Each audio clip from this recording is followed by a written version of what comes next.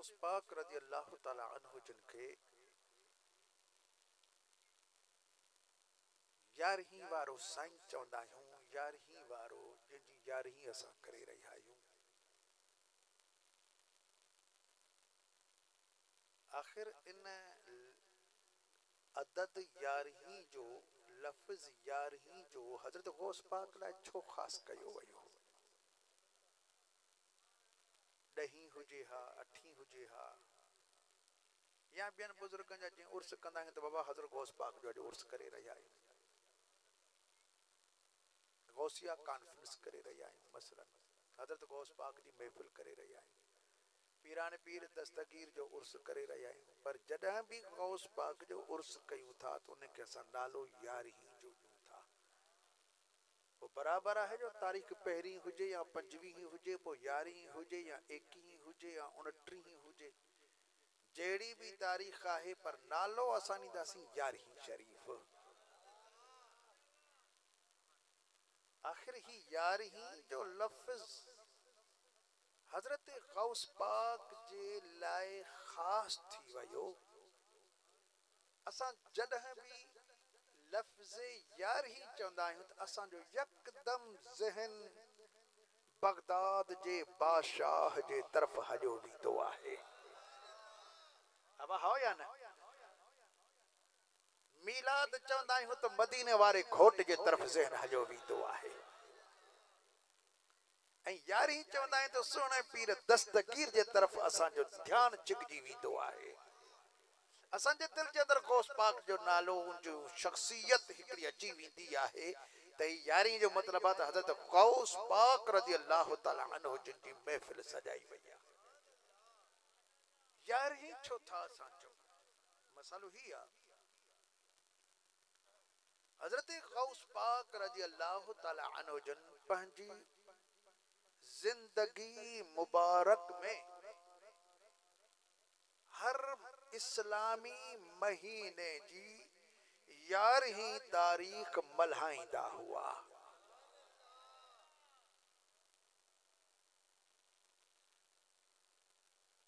ऐं इहा साईं ख़ासि रखी 11 इन्हीअ जे करे चंड जे चांड्रोकी जे शुरू वारियूं रातियूं आहिनि। अॻे ही बल्ब बत्तियूं कोन हूंदियूं हुयूं, माण्हू वेझे परे खां अचनि, ॾींहं जो सिज जी रोशनी में पंध करे अचनि त राति जो वरी चंड जी रोशनी में वापसि पंहिंजे घरनि ताईं पहुची वञनि।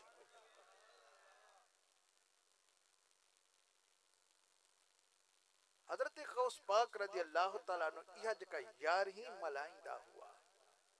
इन में छा थींदो हो? इन में तिलावत वग़ैरह थींदी, पोइ हज़रत गौस पाक साईं पाण तकरीर फरमाईंदा हुआ।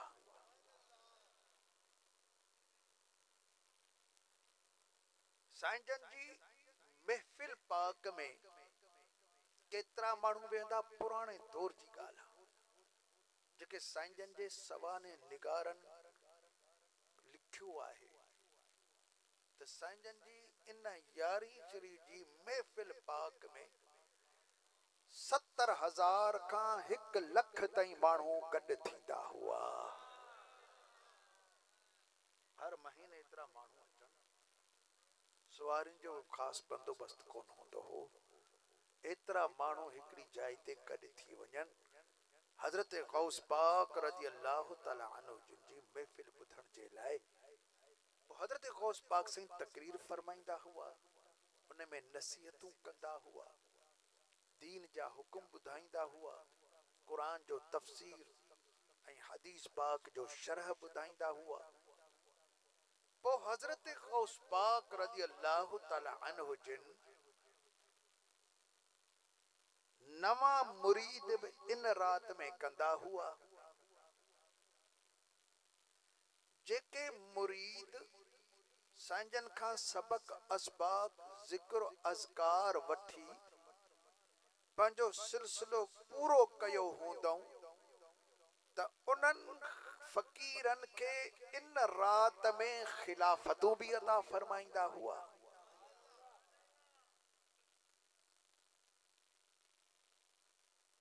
वरी उन्हनि ख़लीफ़नि जूं ड्यूटियूं मुख़्तलिफ़ इलाइक़नि जे अंदर इन रात लगाए छॾींदा हुआ। वेझे परे खां माण्हू ईंदा, पोइ उन्हनि सां गॾु पंहिंजा ख़लीफ़ा ॾींदा त बाबा ही पाण सां गॾु वठी वञो, उते वञी ही तबलीग कंदो। अहिड़ी तरह हज़रत गौस पाक साईं पाण मदरसो बि पढ़ाईंदा हुआ। पोइ जेके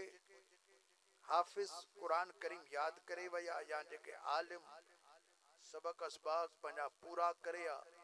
त उन्हनि जूं दिस्तारूं ऐं इजाज़तूं इन 11 रात पाण अता फरमाईंदा हुआ।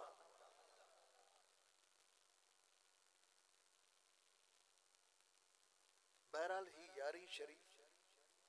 हजरत गौस पाक रज़ी अल्लाह ताला अन्हु जन पंहिंजी जिंदगी पाक में मल्हाईंदा हुआ। वो परे परे खां माण्हू अचनि पिया।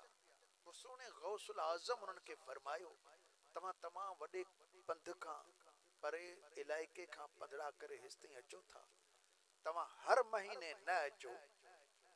तव्हांखे तकलीफ़ थी थिए, ॿिए महीने, चौथे महीने, 6 महीने तव्हां अचो।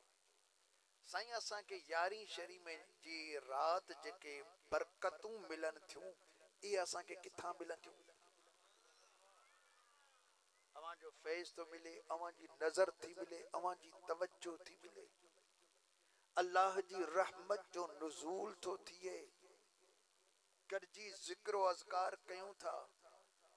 पोइ इहे बरकतूं असांखे किथां मिलंदियूं? हुज़ूर गौसुल आज़म रज़ी अल्लाह ताला अन्हु जन फरमायो,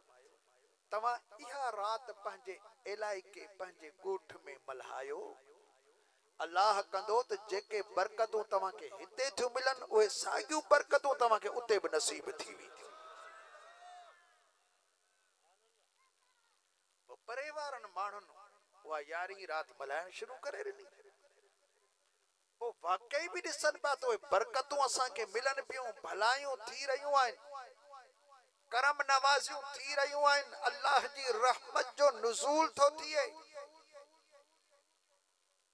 जॾहिं माण्हुनि ॾिठो त हिते बि साॻी उहा रहमत बरकत असांखे हासिल थी रही आहे, त पोइ ॿियनि बि सोचो त जेकॾहिं ही माण्हू मल्हाइनि था, त पोइ असां बि त ख़िदमत कयूं, असां बि 11 मल्हायूं, हलूं था हज़रत गौस पाक खां इजाज़त वठी था अचूं। साईं तव्हांजा फिलाना फ़कीर ख़लीफ़ा हिन ॻोठ में मल्हाईंदा आहिनि, असांखे इजाज़त, असां पंहिंजे ॻोठ में अहिड़ी 11 रात मल्हायूं। पाण फरमाई इजाज़त वञी तव्हां 11 मल्हायो। हाणे साईं 11 रात हर ॻोठ में वरी माण्हू खणा, पोइ चवण लॻा त बाबा हाणे तव्हां जेकॾहिं हिन ई ॻोठ जे अंदरि मसलन तव्हां 11 था मल्हायो, असांजा साॻी रात 12 ते मल्हाईंदासीं। ॿियनि चयो त असां 14 ते मल्हायूं था, किन चयो त असांजा 15, 17, 18 ते मल्हायूं था, इहा रात असां मल्हाईंदासीं। अब हाणे 11 रात थी वई, 12 रात वरी महफ़िल। माण्हुनि पुछियो त बा ए किता थींदा? आखे सोने दस्तगिरदी 11 भी थींदी है। अबर तारीख तो 12 है, जे भली 12 होवे, पर जेके रहमतां बरकतां 11 रात मिल जान, वो साॻियां असां अल्लाह को मंगदे पैसे। हलो सही अब ए बल तू साडे गोठ जे ब्या जलसा ए कितदा आके बा इहा भी 11 अपा न को 11 न को 12, अज ते 21 तारीख है बाबा, तारीख कड़ी 29 होवे, लेकिन असा सुने दस्तगीर दी 11 समझ मलहेंदे बैठे से। पिछे साईं दी या 11 मशहूर थी गई, ये तारीख खड़ी केड़ी भी होवे, पर आखन लगे ते सोने पीर दस्तगीर दी 11 पे मलहेंदे से। अज भी असा हजरत गौसुल आजम पीराने पीर दस्तगीर दी तारीख खड़ी 17 रात है, पर असा 11 पे मलहेंदे से, जो हजरत गौस पाक रज़ी अल्लाह ताला अन्हु को अज असा सवाब पहुंचे सो। ए नंगर न्याज खत्मे दुरूदे महफिले पाके दा उन्हें दी नजर असाडे मथों थी सी। अल्लाह तबारक व तआला अपनी रहमत दा नुज़ूल असा फकीरे दे मथों फरमा छोड़ी सी। ए 11 दी हकीकत इन्हीं दे करे असा अज भी 11 शरीफ मलेंदे पैसे इंशा अल्लाह तबारक व तआला असाडे नस्ल भी क़यामत ताईं दस्तगीर दी 11 मलेंदे आसन पे। आमीन आखो दोस्तों। इनकड़ा बरकतान इकड़ा रहमतान एजा वजा बरकतान हजरत गौसुल आजम रजी अल्लाह तआला अन्हु दी खुसूसी तवज्जो थींदी पई है। ठटे चिकड़ा असारे सिलसिले पाक च दाखिल थिया मोहम्मद इस्माइल उदा नाला उन्हीं गाल की थी तो मेरी आखे भेण कैंसर दी मरीजी आई तमाम घना इलाज कराया गया डॉक्टरें ला इलाज किया अस्पताल चु मोकल दी बाबा घर वञ रहो बाकी जितने डी रह सके अपने बचड़े को देखे या माइटरे को देखे माइट देखन सन कर रहा आयो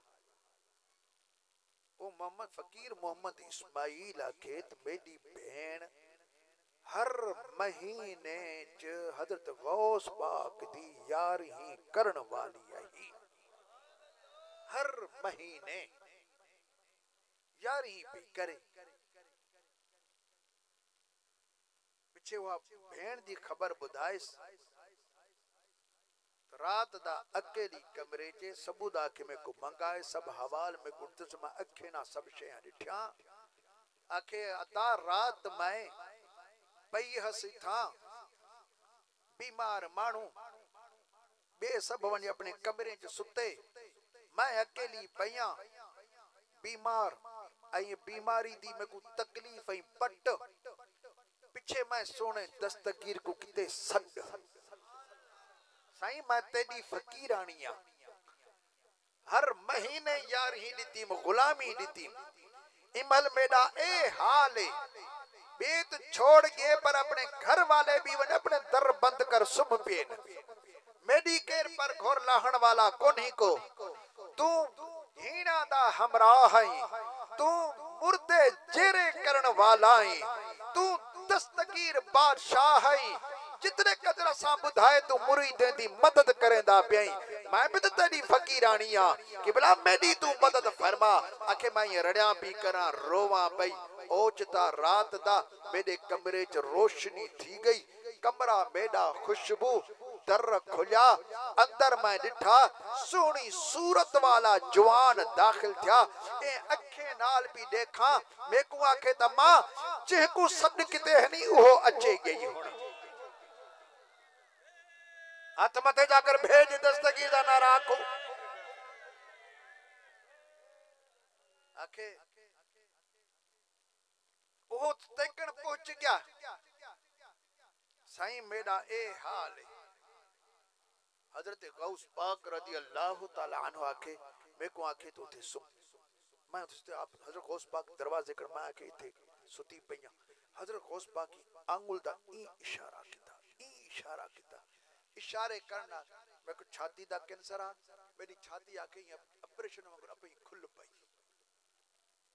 और रत्ता के मैं आप डिठा जो हारिया पिया फकीर आखे मैं आप डिठा और रत्ता हारिया पिया पीछे पीछे आके हजरत गौस पाक रजी अल्लाह तआला नु इशारा कीता उंचो एकड़ी शे एकड़ी काली काली किन्नी शे वो बाहर निकती साईं हथ को बकोला था को भी ना साईं परे सिर्फ इशारे नाल कम पे हालता है वो शे अपे ये इशारा किता अपे बाहर निकल गई हुआ वो शे को किन बाहर निकता हजरत गौस पाक इशारा किता अबा मेरा सीना टाके थी गया भली तुसा देखो वो आके मैं बिरा के मैं अद्दी दा मथला हिस्सा बेणी औरत मुझे नहीं देखनी चीकड़ो मैं डिठा बाकायदे में को ऑपरेशन वाले निशान नजर आए न निशान नजर आए ऑपरेशन वाले उन्हीं को पीछे मैं डिठा सुने गौस पाक ठिकर दा प्याला हा पीछे मैं को आके समा ए पानी तू पीवी पीछे मैं वो प्याला मैं चाहता हजरत गौस पाक गए वापस वो प्याला चाहता मैं पीता फकीर आख्या तो वो प्याला उठी प्या सही खलका प्या आंदा उन्हीं प्याले च पानी पीवण दे ला मैं कहा बा मेको बघिनल त मैं भी उन्हीं सागे प्याले च हल पानी पीवा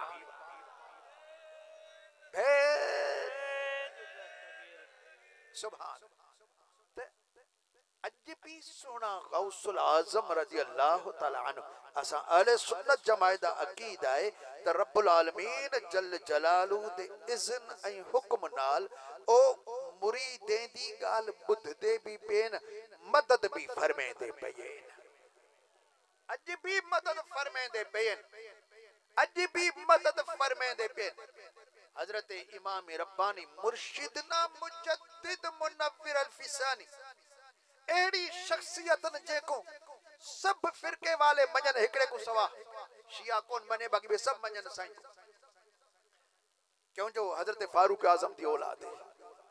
सुभान अल्लाह ओ शिया कौन बने बाकी सब मने थे हजरत इमाम रब्बानी रजी अल्लाह ताला ओ वहाबी मजन अहल हदीस मजन ओ ये देवबंदी मजन अहले सुन्नत तो होई उनदे मुरीद ना साथ नक्शबंदी होई उनदे मुरीद से असा तो उनदे मुरीद से ओ हजरत इमाम रब्बानी रजी अल्लाह ताला ने मकतूबात शरीफ दे अंदर कई जायां ते हजरत इमाम रब्बानी साईं ए जाहिर किताए बयान किताए त एह मसाले हजरत गौस पाक मेरी मदद फरमाइए एह जाई ते हजरत गौस पाक में कण आया एह जाई ते हजरत गौस पाक जलवा दिखलाया एह जाई ते हजरत गौस पाक मेरी रहबरी इन नमूने नाल फरमाइए हर जाई ते हजरत गौस पाक रजी अल्लाह ताला अन्हु दी मदद मेहरबानी रहनुमाई जलवा नुमाई सब कुछ इमाम रब्बानी बयान किता जेकना इमाम रब्बानी गौस पाक दी मदद घिंदे हालांकि हजरत गौसुल आजम रजी अल्लाह ताला अन्हु दा विसाल बा कमाल 561 हिजरी च थिया ऐं हजरत इमाम रब्बानी दा 934 हिजरी च थिया तकरीबन 500 साल पीछे आए हजरत गौस पाक अंदाजन 500 साल पेरू विसाल कर गए हजरत इमाम रब्बानी अज भी गौस पाक को मदद घिंदा पियाए जेकरा इमाम रब्बानी गौस पाक को मदद भी घिंदा पियाए गौस पाक दा फैज भी घिंदा पियाए गौस पाक दी रहनुमाई भी घिंदा पियाए गौस पाक रजी अल्लाह ताला अन्हु उनिकण आंदे भी पयन ऐ पीछे भी वहाबी अहल हदीस देवबंदी सब इमाम रब्बानी को अल्लाह दा वली समझदे पयन ते जेकदा गौस पाक के दी मदद करे ऐ ओ इकरार करे इंदा मतलब है तो ईमान को खारिज नहीं थींदा बाकी असा गरीब सुन्नी दे मथो वहाबी दी फतवा हल दे तो तुसा मुशरिक थे गेवे जेकना वहाबे कण का हिम्मत है तो इमाम रब्बानी दे मथो तो फतवा लगवा निकलावन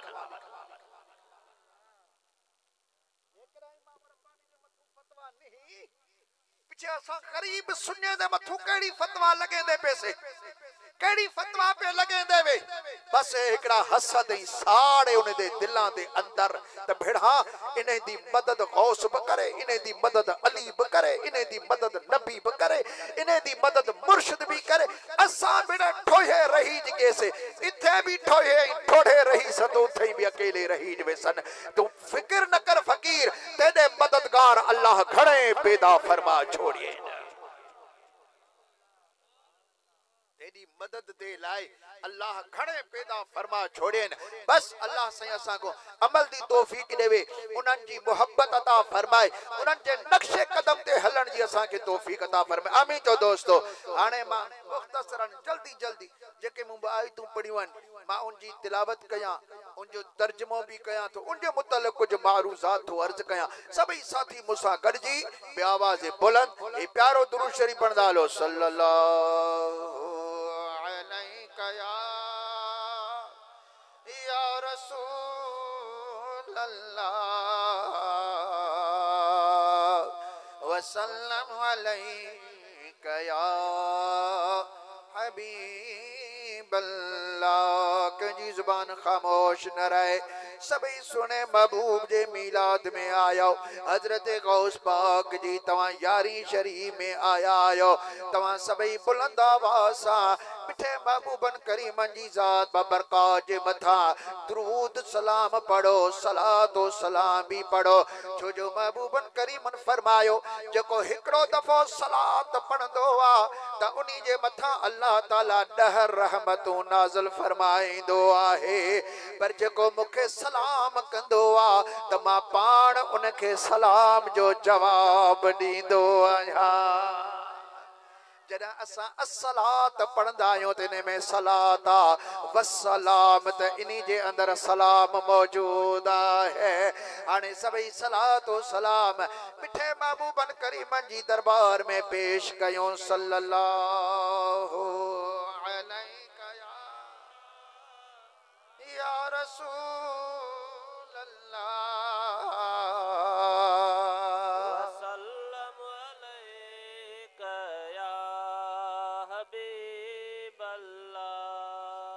अल्लाह करीम जल्ल जलालो इरशाद फरमायो पंजे बानन जे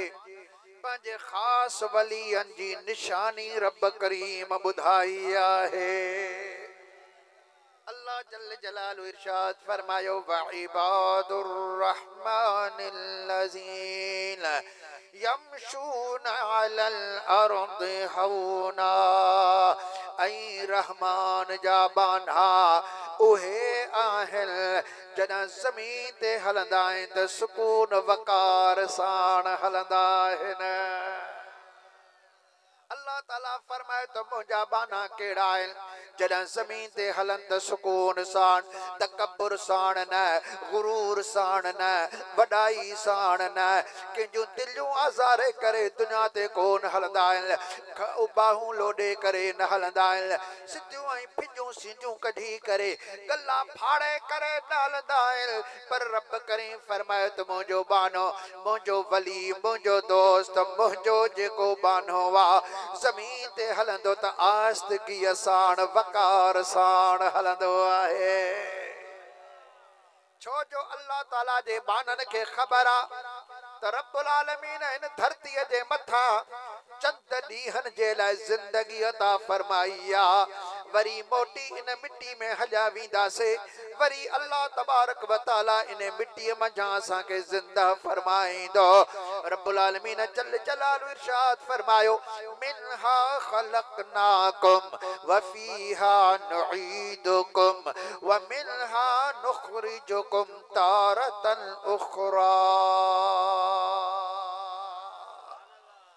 इन मिट्टी मंझां असां तव्हांखे पैदा कयो आहे मोटाए तव्हांखे मिट्टी में आणींदासीं वरी ॿियो दफ़ो इन मिट्टीअ मंझां ई तव्हांखे असां उथारींदासीं मुंहिंजा दोस्तो अल्लाह जे बानन खे ख़बर आहे त मिट्टी मंझां पैदा थिया आहियूं वरी असांखे मिट्टी में वञिणो आहे मिट्टी में तकब्बुर न आहे मिट्टी जे अंदरि वॾाई न आहे मिट्टी जे अंदरि आजिज़ी आहे हेठां ई आहे केतिरो बि मिट्टीअ खे मथे उछला पर वरी वापस मोटी हेठ ईंदी आहे आजिज़ी कंदी आहे मिट्टी अल्लाह ताला फरमाए त जेके मुंहिंजा बाना आहिनि उहे बि आजिज़ी कंदा आहिनि इनकिसारी कंदा आहिनि पंहिंजो पाण खे घटि सम्झंदा आहिनि पंहिंजो पाण खे हेठि सम्झंदा आहिनि पोइ अल्लाह जल जलालो उन्हनि खे पाणे बुलंद फरमाईंदो आहे हजरत भेटई सरकार सही रहमतुल्लाह ताला अलैह तर्जमानी फरमाई आहे त नाबूदी नहीं यारो अब्द खे आला कयो नाबूदी माना आजिज़ी करण पंहिंजो त पंहिंजी दावा न करण त काई बि शइ मुंहिंजी आहे हू बि शइ मुंहिंजी आहे अल्लाह ताला जा फ़कीर त सभई अल्लाह जे ई हवाले करे छॾींदा आहिनि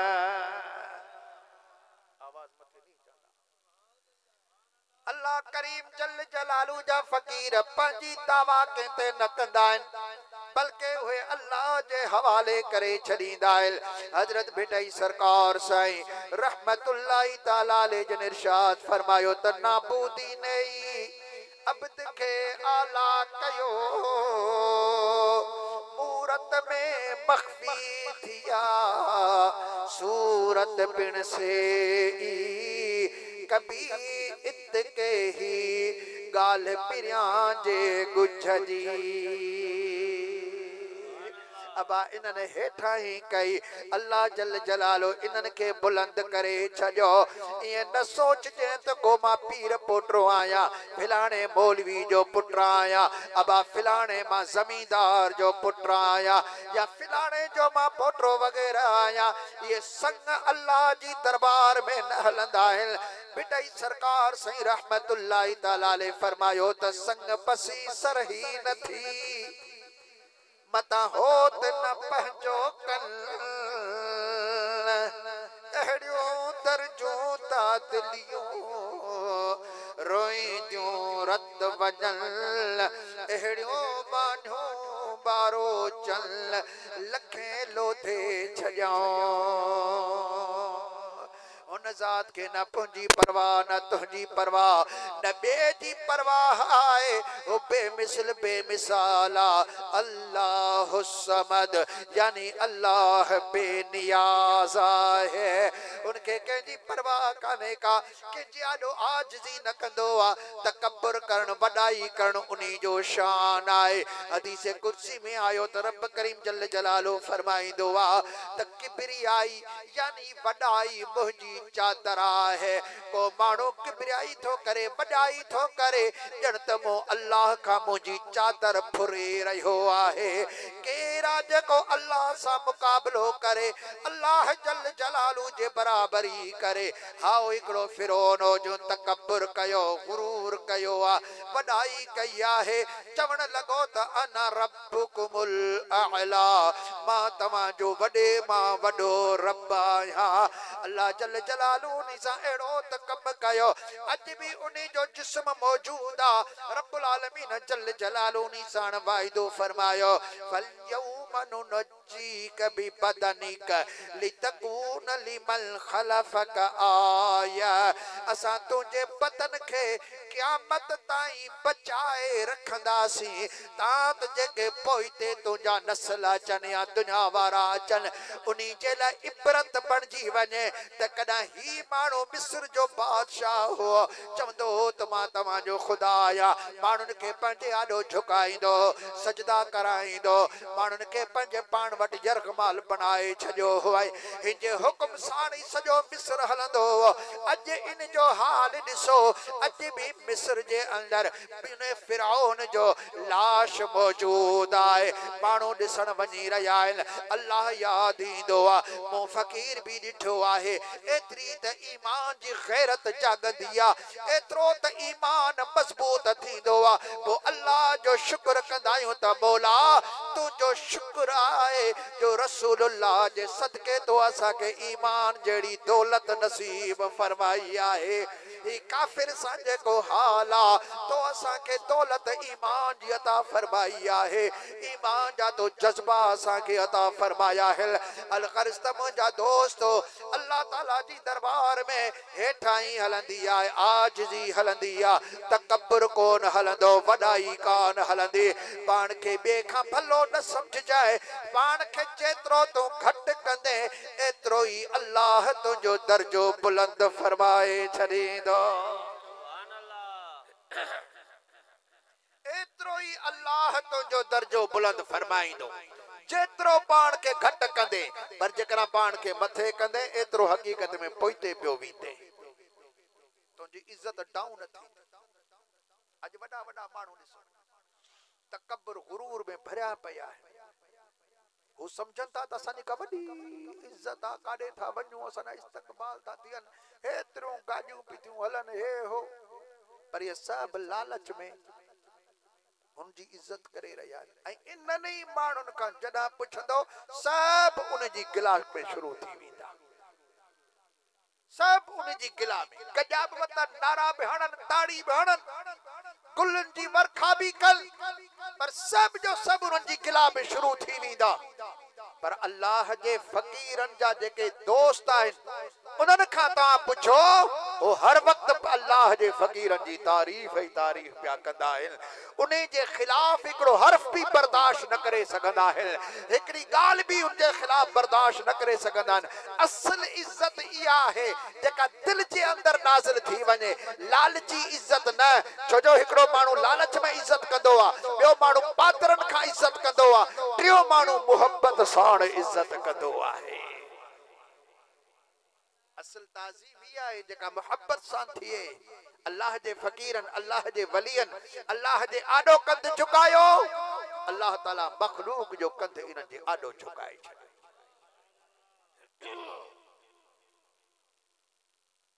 हज़रत शीबान राई रज़ी अल्लाह ताला अन्हु अल्लाह जा वली हुआ शीबान नालो राई माना धनार और रिढूं बकरियूं वग़ैरह चारींदो हो ऐं वो मशहूर हो शीबान राई यानी शीबान धनार वो धनार हो को मस्जिदन में वेही को बड़ी तस्बीह खणी जिक्र करण वारो कौन हो वो को जबलन जे चुरन गारन में वेही करे ड्रगा ड्रगा डहा चिला काटण वारो कौन हो वो बकरियूं चारींदो हो लेकिन हुनजे दिल जे अंदर हिकड़ी खैर ख्वाही हुई दिल जे अंदर खैर ख्वाही अल्लाह जे जिक्र में मसरूफ होंदो वो पंज बकरियों रिढूं जंग में काहे विंदो वो ॾही काहे वनी ऐं पाण अल्लाह जी इबादत में मसरूफ थी विंदो पियो नफिल पढ़ंदो बकरी पानी पी चढ़ हिकिड़ो जो दरवेश लॻियो पुछई त शिबा तू निमाज़ में लॻो बेटी बकरियुनि जी जांच कई अथई बकरियूं कंहिंजे हवाले कई चई जंहिंजे आॾो मुंहुं कंध झुकायो आहे वो पाणे मुंहिंजे बकरियुनि जी हिफ़ाज़त फरमाईंदो जे तुंहिंजूं बकरियूं त कोन थियूं लभनि अलाए काॾे वियूं आहिनि ई कोन त भली तूं ॾिस नज़र ई कोन थियूं अचनि चीता मूंखे इहा ज़रूरत न आहे जॾहिं महिल मूंखे बकरियुनि जी ज़रूरत पवंदी पाणे मालिक मुंहिंजे आॾो आणे हिन वक्त में मां अल्लाह जे आॾो मसरूफ आहियां ही वरी इबादत में शुरू थी हिन चयो त ही वीचारो चरियो आहे वीचारो दरवेश आहे जांच त कया बकरियूं बड़ा केरु काहे न वञे को चोर न काहे वञे को बघड़ न खाई वञेसि ही जो अॻिते वञे उन जबल खां हेठि लहे हिन जूं बकरियूं बीठियूं आहिनि ॿ टे बघड़ चौधारी बीठा आहिनि का बकरी ॿाहिरि थी बघड़ जे आॾो अची थो वञे वरी बकरी अंदरि भॼी थी वञे बघड़ पिथा बकरियूं चारनि शीबान जूं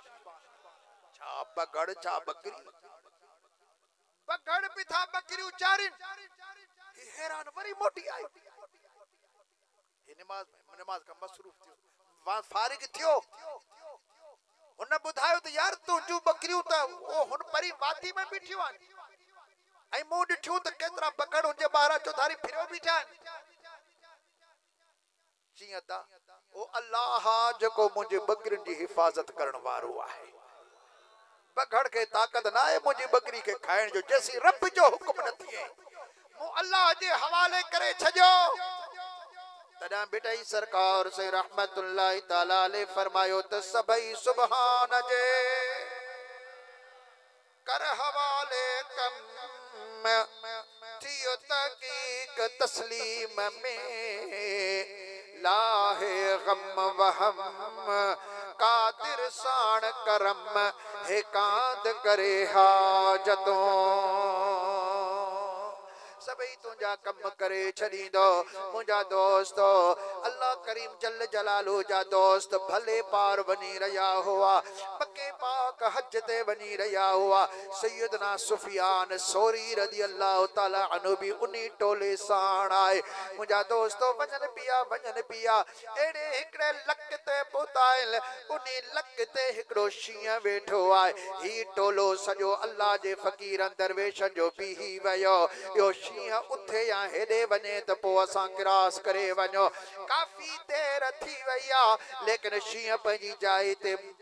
पंहिंजी जाइ ते मज़े साण वेठो आहे सभई इंतज़ार करे रहिया आहिनि ओचितो हज़रत शिबान राई रज़ी अल्लाह ताला अन्हो अची विया मुंहिंजा दोस्तो अल्लाह जे फ़क़ीरनि खे ॾिसी करे मुलाक़ात कयई पुछा पियो करे त यारो कीअं हिते अचण थियो आहे छो हिते बीठा आहियो यार भले पार वञी रहिया आहियो ही लक असांखे गिरास करणो आहे पर इन लक जे विच में हिकिड़ो शींहं बबर वेठो आहे मथां टिजूं था मथां कंहिंखे खाई न फाड़े विझे इहो उथे त पोइ असां वेंदासीं हज़रत शिबान राई रज़ी अल्लाह ताला अन्हु उन लक जे तरफ़ चढ़ण लॻा माण्हुनि रोकियो यार तू न वञ पाण फरमायो त न यार जंहिंजो शींहं आहे उन्ही जो शिबान बि आहे जॾहिं उन सुञातो आहे त उन जी हर मखलूक बि मूंखे सुञातो आहे मुंहिंजा दोस्तो मथे चढ़ी विया जीअं जो मथे चढ़ी वियो त शींहं वेठो आहे शींहं जी नज़र शाबान साईं जे मथां पई आहे हज़रत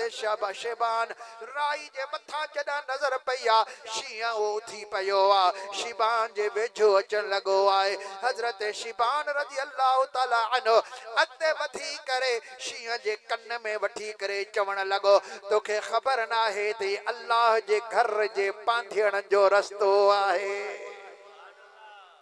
मक्के पाक जे मदीने पाक जे पांथियण जो रस्तो आहे तू इन्हनि जो रस्तो बंदि कयो वेठो आहीं माण्हू तोखां डिॼी रहिया आहिनि तंहिंजे करे परे थी अॼु खां बाद कॾहिं हिन रस्ते तो तू न अचिजांइ छो जो माण्हू तोखां डिॼी रहिया आहिनि उहो शींहं पोएं पहिरें थींदो हलियो वियो आहे वरी कॾहिं शींहं उन लक ते कोन वेठो आहे मुंहिंजा दोस्तो आई त हज़रत शिबान इंसान पर अल्लाह जे आॾो झुके थो त रब्बुल आलमीन शींहं जहिड़ियूं हस्तियूं बि संदन आॾो झुकाए छॾियूं आहिनि असांजा महबूब मुर्शिद करीम रहनुमाए सालिकीन रोज़े धणी बादशाह रहमतुल्लाहि ताला अलैह हज़रत लाइक लधाणी पीर रहमतुल्लाहि ताला अलैह जिन जे दरबार में वञी मुराक़बो फरमायो उते पाण चिल्ला कशी फरमायो पाण फरमाईंदा हुआ आधी रात खां गुज़री चुकी आहे मुराक़बे में वेठो आहियां ओचितो शींहं आयो संदन कदमनि जे मथां पंहिंजो सिर रखी करे ज़ारो कतार रोअण लॻो आहे हज़रत रहनुमाई सालिकीन रोज़े धणी बादशाह सिर मुबारक मथे खयो शींहं रोई रहियो आहे पाण मथे जे मथां शफ़क़त जा हथ घुमायो इरशाद फरमाए जंगल जो बादशाह सभिनी जानवरनि जो सरदार ओ शींहं तूं दिलेर मां कमज़ोर चांजो फ़क़ीर आहियां मुंहिंजे आॾो छाजे करे कंधड़ो झुकायो अथई मुंहिंजे आॾो छाजे करे रोई रहियो आहे मां तोखे छा कंदुसि कहिड़ी मदद कंदुसि तूं ताक़तवर आहीं मां कमज़ोर आहियां तूं रोज़ नवां शिकार करे मूंखे 40 ॾींहं बुखे उञे गुज़री विया आहिनि मां राति ॾींहं हिते जागी अल्लाह खे यादि करे रहियो आहियां छा तुंहिंजो मसालो आहे संजन फरमाईंदा त शींहं पंहिंजे ज़ुबाने हाल सां ॻाल्हायो अल्लाह तबारक व तआला उन जी ॿोली असांखे सम्झाई आहे शींहं पियो चवे त क़िबला जेको अल्लाह जो ज़िक्र तव्हां करे रहिया आहियो इहो रब जो ज़िक्र मूंखे बि ॾसियो त मां बि ईअं अल्लाह जो ज़िक्र कयां तव्हांखे एॾो त इन ज़िक्र में मज़ो अची वियो आहे खाधा छॾे ॾिना अथव पीअण छॾे ॾिनो अथव सुम्हण छॾे ॾिनो अथव बच्चा तव्हां छॾे ॾिना आहिनि घर तव्हां छॾे ॾिना आहिनि शहर तव्हां छॾे ॾिना वतन छॾे ॾिना हिन उग्रे कब्रिस्तान जे अंदरि जो ॾींहं जो माण्हू बि पंहिंजे पीउ जे क़बर ते ख़त्मे ॾियण जे लाइ कोन थो अचे अहिड़ी जाइ ते तव्हांखे 40 ॾींहं गुज़री विया एतिरो त तव्हांखे ज़िक्र में मज़ो आयो आहे अकेला अकेला पंहिंजे रब खे त यादि कयो इहो ई ज़िक्र तव्हां मूंखे ॾसियो त मां बि ईअं ई पंहिंजे रब जो ज़िक्र कंदो रहा जंग जो शींहं छा हज़रत इंसान पर इंसान जॾहिं अल्लाह जे आॾो झुकियो आहे आजिज़ी कई आहे इनकिसारी कई आहे त रब्बुल आलमीन दुनिया जो चीज़ूं दुनिया जा शींहं संदन कदमनि जे मथां झुकाए छॾिया आहिनि अल्लाह करीम जल्ल जलालु इरशाद फरमायो व इबादुर रहमानिल्लज़ीन यमशून अलल अर्दि हौना व इज़ा ख़ातबहुमुल जाहिलून क़ालू सलामा जे जे भी कनन ते कुरान जो आवाज पहुतो वो हथ मथे खड़ी करे सुभान अल्लाह। नारे तकबीर, नारे रिसालत, नारे तहकीक, नारे हैदरी, नारे पीर। अल्लाह करीम जल्ल जलालो इरशाद फरमायो मुजा जेके बानाइन जमीन ते हलंद सुकून वकार साण हलंदाइन मुजा जेकी बानाइन जदा इन्हनि साण को जाहिल माण्हू मिलंदो आ त उन्हनि सां बि सलामती वारा बोल बोलींदा आहिनि उन्हनि सां बि भली ॻाल्हि कंदा आहिनि उन्हनि खे बि दुआ ॾेई छॾींदा आहिनि उन्हनि सां विढ़ंदा न आहिनि उन्हनि खे घटि वधि कोन ॻाल्हाईंदा आहिनि छो जो ख़बर आहे थी वीचारो जाहिल आहे जेकॾहिं हिन खे मुंहिंजी ख़बर हुजे हा त ही अल्लाह जो फ़क़ीर आहे अल्लाह जो दोस्त आहे त ईअं पेश न अचे हा जीअं मूं सां पेश आयो आहे हिन जो उज़्र क़बूल करे वठंदा आहिनि मुंहिंजा दोस्त सैयदना इमाम ज़ैनुल आबिदीन रज़ी अल्लाह ताला अन्हु उन्हीं जो हिकिड़ो बदख़्वाह हुओ हिकिड़ो दुश्मन हुओ पर पुठ त साईं खे ॻाल्हाईंदो पर अकेला साईं इमाम ज़ैनुल आबिदीन उन खे मिली विया इमाम ज़ैनुल आबिदीन खे ॾिसी करे घटि वधि लफ़्ज़ ॻाल्हाइण लॻो सैयदना इमाम ज़ैनुल आबिदीन आॾो हलंदा रहिया ही पोयां घटि वधि लफ़्ज़ ॻाल्हाईंदो सैयदना इमाम ज़ैनुल आबिदीन पंहिंजे हवेली पाक जे दरवाज़े ते पहुता उते बीही रहिया ही भी ॻाल्हाए ख़ामोश थी वियो पोइ सैयदना इमाम ज़ैनुल आबिदीन उनखे फरमायो यार अञा भी जेकॾहिं तुंहिंजूं ॻाल्हियूं रहियल आहिनि त मां बीही रहा भला जे पूरियूं थी वियूं अथई पोइ मूंखे इजाज़त आहे त मां घर वञा हैरान थी वियो साईं मां तव्हांखे हेतिरो ॻाल्हायो तव्हांखे कावड़ न आई पर फरमायूं मां छो कावड़ कयां जॾहिं तूं मुंहिंजो वाक़िफ़ ई कोन आहीं मुंहिंजो वाक़िफ़ ई न आहीं तोखे ख़बर ई न आहे त आले रसूल जो शान छा आहे मौला हुसैन जे शहजादे जो मकाम छा आहे उन साईं जो दर्जो मकाम छा आहे तोखे इन शइ जी ख़बर ई कान्हे का त मां तोसां छो कावड़जा तो वटि जेका शइ ही तो पेश कई मूं वटि जेका शइ आहे सो मां पेश करे रहियो आहियां असां आजिज़ी सिखायो इनकिसारी सिखायो बदला कौन सिखायो जो मां भी तोखे बदलो दिया ईअं गारन गंदन साण या पंहिंजी ज़ुबान ख़राब कयां अहल बैत जो इहो कम न आहे अहल बैत जो कम आहे रहबरी करण रहनुमाई करण दुआ ॾियण तोखे तो वटि जेको हो तो चयो असां तोखे दुआ थाजू त रब करीम तोखे हिदायत कायम फरमाए बस एतिरो चवणो हुओ कदमनि में किरी पियो ऐं हमेशह जे लाइ हिदायत कायम थी वियो आहे ॾिसो अल्लाह फरमायो त मुंहिंजा जेके माना ज़मीन ते हलंदा आहिनि त सुकून वकार साण जॾहिं इन्हनि सां जाहिल माण्हू मिलंदा आहिनि त उन्हनि सां भी सलामती वारा बोल बोलींदा आहिनि उन्हनि खे घटि वधि कोन ॻाल्हाईंदा आहिनि मुंहिंजा दोस्त उन्हनि खां बदिला कोन वठंदा आहिनि अल्लाह जे हवाले मामिलो करे छॾींदा आहिनि छो जो अल्लाह करीम जल जलालू पाण इरशाद फरमायो मल आज़ाली वलियल फ़क़द आज़नतुहु बिल हर्ब अल्लाह जल जलालू इरशाद फरमायो जे भी मुझे वली साण दुश्मनी कई या ईज़ा ॾिनो आहे रब फरमायो त मां पाण उन माण्हूअ साण जंग जो ऐलान थो कयां अल्लाह थो जंग जो ऐलान करे आहे के में ताकत जो अल्लाह साण मुकाबलो करे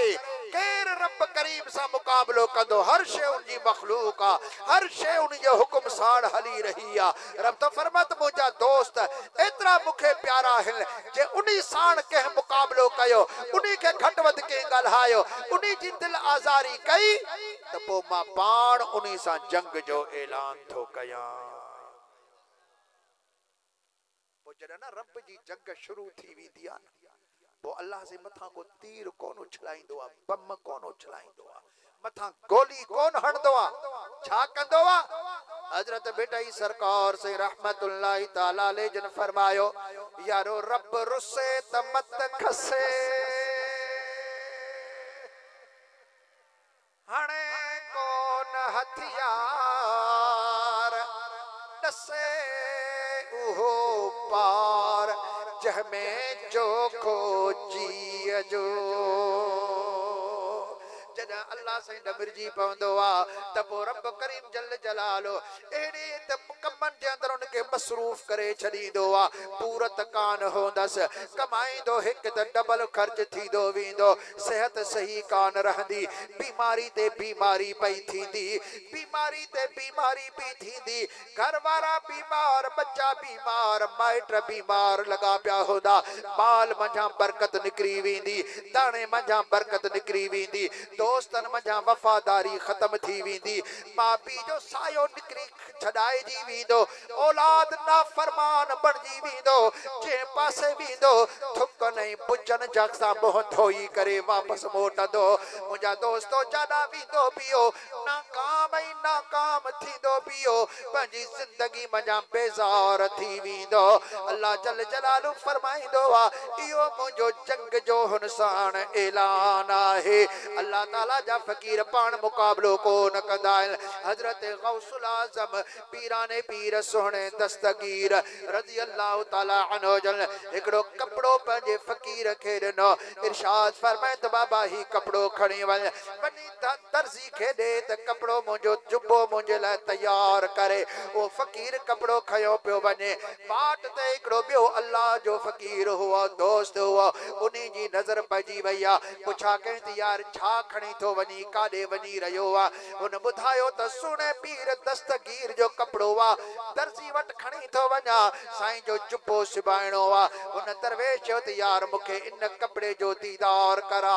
जीअं जो गंढ खोली वई आहे कपिड़ो जो ॾिसे तमामु महांगो कपिड़ो आहे आला क़िस्म जो कपिड़ो आहे ज़रीदार ऐं गुल जी छुर उन जे मथां आहे उहो दरवेश हैरान थी वियो बसि एतिरो दिलि में चयईं त अल्लाह जे फ़कीरनि खे अहिड़ा कपिड़ा कोन सूहंदा आहिनि रुगो दिलि जे अंदरि चयईं ज़ुबान सां बि बिड़क कोन कुझु आहे रुगो दिलि जे अंदरि चयईं हज़रत गौस पाक अल्लाह जो वली आहे अल्लाह जो फ़कीर आहे अल्लाह जे फ़कीरनि खे अहिड़ा कपिड़ा कोन सूहंदा आहिनि ईअं चई करे अॻिते हलियो आहे ओचितो हिन सम्झो त मुंहिंजे पेर में को किल लॻो आहे हेठि वेही रहियो हलण खां हलाक थी वियो हथ घुमाए त काशे नज़र बि कान पई अचे लेकिन महसूस पियो थिए त को किल लॻो पियो आहे पेर में हली कोन सघे रड़ियूं कयईं माण्हुनि खयो डॉक्टरनि वटि वठी विया हकीमनि तबीबनि वटि इलाज कराईंदा रहिया मुंहिंजा दोस्त डॉक्टर चयो त यार असांखे कुझु बि नज़र कोन थो अचे पेर त तुंहिंजो ठीकु आहे लेकिन पाण चवे त यार ईअं थो महसूस थिए ॼण त पेर जे अंदरि को किल लॻो पियो आहे पोइ केतिरो ई इलाज कराए हली न पियो सघे इलाज कराए कराए थकिजी पियो मिल्कियतूं सॼियूं पंहिंजूं लुटाए छॾे घर वारनि खे चई त हाओ हिकिड़ो दरवाज़ो मूंखे दस्तगीर जो हाणे सुझे थो मुंहिंजी डोली खणो मूंखे तव्हां खणी करे खट ते हज़रत दस्तगीर जे दरवाज़े ते रखो जॾहिं उहे नज़र फरमाईंदा त मुंहिंजे मुश्किल हाल हल थी वेंदी हज़रत गौसुल आज़म साईं जे दरवाज़े ते खणी आया ओ फ़कीर ज़ारो कतार पियो रोए अर्ज़ पियो करे क़िबला साईं अले छा थी वियो आहे जो पेर में महसूस थियो त किल लॻो आहे पर नज़र बि कोन थो अचे हकीम तबीब डॉक्टर सभई ला इलाज करे छॾियो कंहिंखे बि का शइ नज़र कान थी अचे लेकिन बीमारी मुंहिंजी रोज़ बेरोज़ वधंदी वञे पई साईं बीही बि सॼी राति नमाज़ पढ़ा हाणे बीहण बि हलियो वेहण बि मुश्किल थी वियो आहे राति ॾींहुं सुतो ई पियो आहियां तव्हांजे दरवाज़े ते आयो आहियां बीमार तव्हां खां शिफ़ाऊं वठी वेंदा आहिनि मुर्दा हितां ज़िंदगियूं वठी वेंदा आहिनि सोना तव्हांजे दरवाज़े ते आयो आहियां महिरबानी फरमायो का तवज्जो अता फरमायो। हजरत गौसुल आजम रज़ी अल्लाह ताला अन्हु जन फरमायो ओ फकीर याद कर, ओ डी भी याद कर मुझो हिकड़ो फकीर मुझो जुब्बो खयो पियो वने, कपड़ो खयो पियो वने जुब्बे सिबाइण जे लाए। तो कपड़ो डिठो तो पंहिंजी दिल जे अंदर चयो त अल्लाह जे फकीरन के एड़ो कपड़ो कोन थो सुए। छा ये लफ्ज तो के दिल वारा याद आया या कोन आया? साईं याद अची वया। पान इरशाद फरमायो त मां अल्लाह जो फकीर आया। तो के ही बुधाया मुखे हिनन कपड़न सा का भी दिलचस्पी कान्हे का, पर मुझे अल्लाह उन्हें डी मुखे इल्हाम कयो त अब्दुल कादिर तो के मुझो कसम आहे एड़ो कपड़ो पा जंजो हिकड़ो वाल हिक दीनार सोन जे में मिले।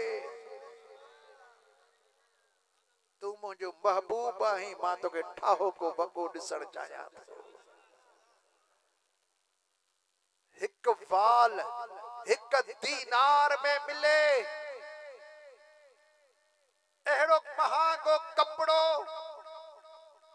20 दीनार थींदा हिन 7.5 तोला सोन जा। हाणे से 4 लख का सोन चढ़े पियो। अंदाजो लगा त हिकड़े दीनार जी कीमत केतरी हुंदी ऐं पोइ सॼो वॻो उहो केतिरनि लखनि जो हूंदो।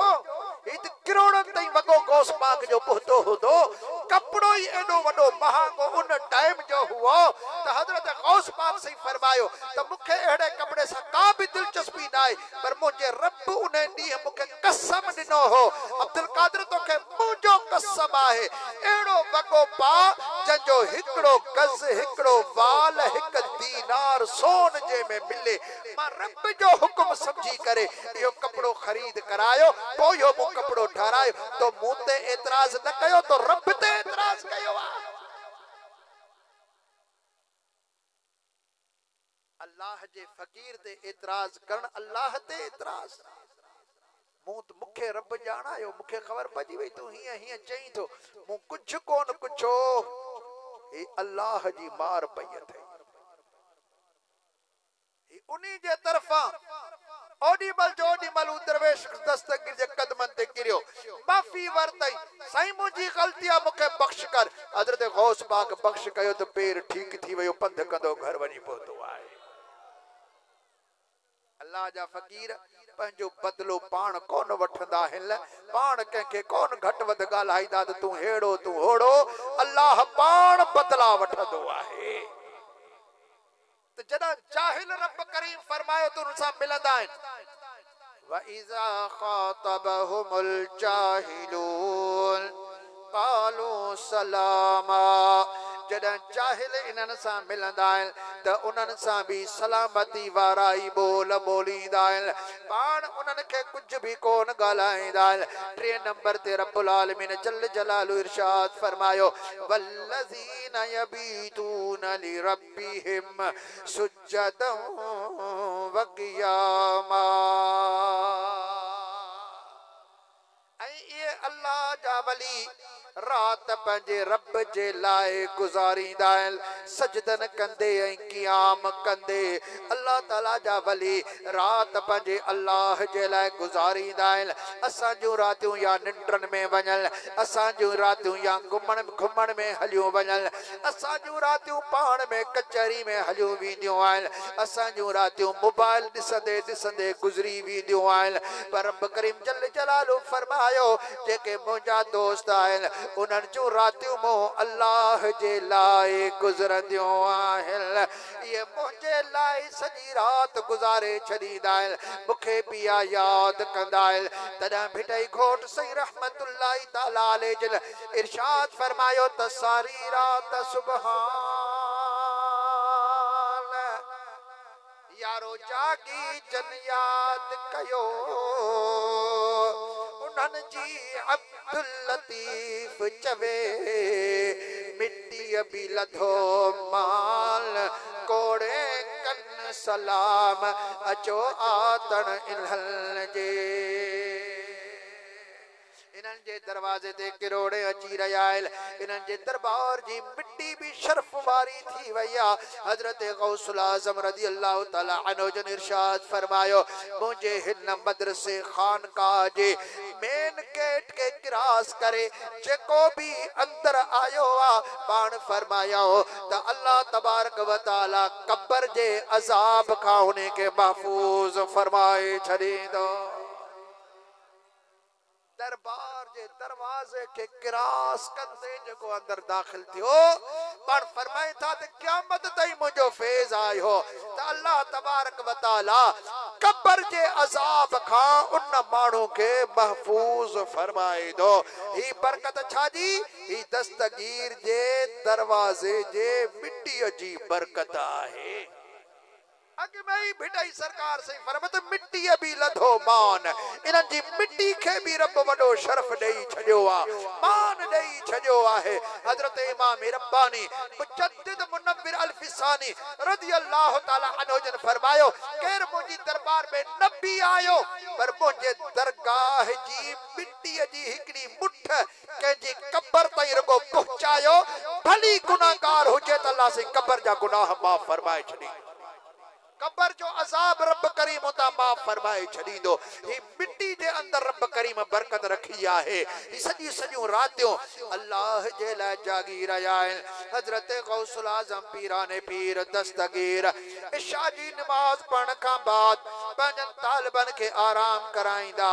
फकीरन के मुराकबन में विहारे पाण पंहिंजे तस्बीह खाने जे अंदर ईंदा हुआ पोइ नियत नमाज जी करे अल्लाह जी दरबार में बीही वेंदा हुआ हजरत गौसुल आज़म हिकड़े दफे पाण बुधायो पाण इरशाद फरमायो अज मुखे 40 साल थी वया इए मां पंहिंजे हुजरे में अची करे नियत नमाज जी करे मां बीही वेंदो आया बरकातू नफिल जोटरींदो आया पहली रकात में 15 सिपारा अलहम्द शरीफ का बाद पढ़दो आया बी रकात में अलहम्द शरीफ का बाद ॿिया 15 सिपारा पढ़दो आया यो खत्मो कुरान जो भी पूरो थी वेंदो आ बरकातू भी पूरी थी वेंदियूं आहिनि त अल्लाह जी ख़लक़ल रात भी पूरी थी वेंदी आहे हेॾा सबू जी अज़ान थी वेंदी आहे बस उते ही मां सबू जी जो फर्ज खां पहिरियां बरकातू सुन्नत पढ़ंदो आहियां पोइ मस्जिद में वञी करे मां फर्ज अदा कंदो आहियां इहो सोमहणी जे वुज़ूअ साण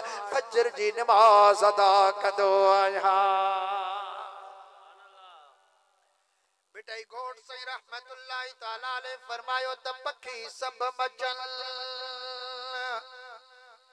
पर हंज हमेशा डुबरा मारिय संदे मामरे सदा सुन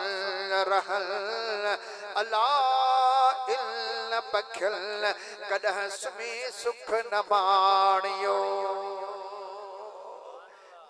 कदे सुख न माणियो बल्कि अल्लाह जी इबादत में इन्हनि सुख वरतो आहे अॼु असां खां इबादत जी लज़्ज़त ख़त्म थी वई आहे अॼु असां खां सजदे जो सुकून ख़त्म थी वियो आहे अॼु रुकूअ जी फरहत असां खां ख़त्म थी वई आहे अॼु दुआ जी लज़्ज़त असां खां वई हली आहे अॼु असांजो निमाज़ हिकिड़ो त माण्हू निमाज़ पढ़े कोन थो पर जेकॾहिं को निमाज़ पढ़े थो आयो निमाज़ जे लाइ बसि तकबीर हई तकड़ो रुकू तकड़ो सजदो तकड़ो सलाम बस उते ही हथ खणी हिया खणी ठोके दुआ पूरी वरी निकतो बाहर मोबाइल ये सुकून वयो हलियो असां खां ये रुकू जो सुकून वियो साहबा इकराम रिदवानुल्लाह ताला अलैहि मजमईन ता फरमाए हिकड़े दफे आका करीम सल्लल्लाहु अलैहि वसल्लम नमाज असां के पढ़ाई एतरो तो ड्रिघो रुकू कयूं एतरो ड्रिघो रुकू कयूं जो असां के कंध मथे खणी दिसणो पियो त मता असां समय लाल बिन हमेदा न बुधो हुजे ॾिठोसीं त हुजूर सल्लल्लाहु अलैहि वसल्लम रुकू में वरी असां रुकू में हलियासीं वरी समझोसीं शायद हाणे साईं उठिया हूंदा कंध खणी मथे ॾिसूं साईं अञा रुकू में वरी रुकू ओ महबूब मदीने वारा घोट एॾो ड्रिघो रुकू पिया कनि असांजो मुस्लमान रुकू जो सिर्फ़ इशारो वर रुकूअ खां मथे उथे ई कोन थो असांजो पढ़ो तो वेचारो ठीक है बाबा उनके चेल में सूर आ उनकी चेल चिपी ये सिद्धि नहीं थी सकती पढ़े ते मयार पर जवान बसादान से रुकू कर उठो सजदे च हलावे हालांकि रुकू को उठण करार घिनण वाजिब हर उज़वा अपनी जाय ते खड़ू बने लाजिम जे नकती नमाज कान थी सही मानो इन मसाले जा का वाकिफ न था ना है इल्म कोने मानो नमाज था पढ़ो नमाज जा मसाला सीखो हज ते वञो था उम्रे ते वञो था उम्रे जा मसाला सीखो शादी था कयो शादी जा मसाला सीखो ता चंदो शादी जा मसाला केड़ा बाबा शादी जा मसाला है शादी था कयो तो पहला मसालो सीखो तो शादी सुन्नत रसूल जी आ बाबा हो या ना गलायो आहे या ना शादी कंहिंजी सुन्नत सोने रसूल करीम सल्लल्लाहु अलैहि वसल्लम शादी आ सुन्नत रसूल जी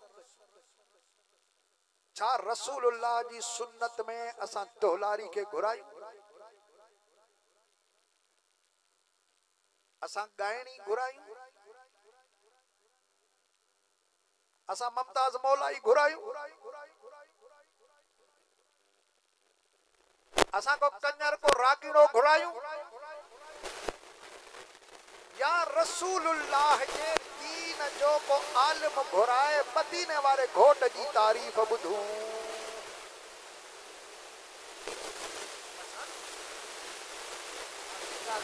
शादी जो मसालो सीखो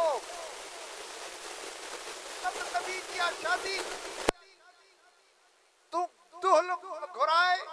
राग रंग करे नबी के नाराज करे रहियो आ शादी खुशी तू पंहिंजी खुशी में पंहिंजे नबी के नाराज करे रहियो आ जंहिंजे मथा तो कलमो पढ़ियो जंहिंजी रहमत में तोखे उम्मीद आ जंहिंजी शफात में तू उम्मीदूं थो रखी जेको कब्र में तुझी पोइवारी कंदो जेको क़यामत में अल्लाह जी दरबार में तुझी सिफारिश कंदो जाथे तुझो भाउ तोखे छॾे वेंदो हो चे सगोरी सां तो शादी कई आ इहा भी तोखां क़यामत में जुदा हूंदी ओ जेके पिनी पिनी पीरन खां दुआऊं घुराए मुल्लन खां तावीज़ लिखराए हकीमन खां फटियूं वठी डॉक्टरन खां कैप्सूल वठी तो पुट जड़ियो आ क़यामत जे ॾींहुं पुट भी तोखे छॾे वेंदो